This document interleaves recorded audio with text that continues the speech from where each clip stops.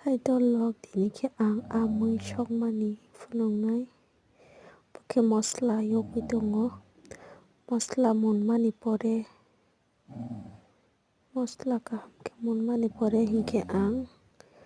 oro alu bai tomato kisoni rwnai aboni pore khe bono kaham ke kolui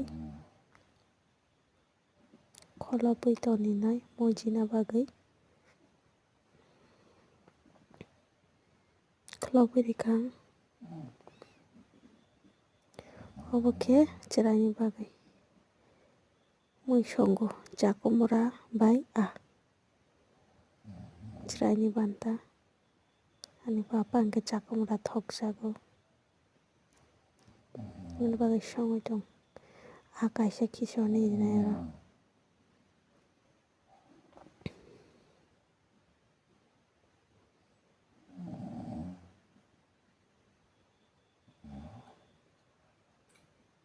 omo khe kutugui tongkha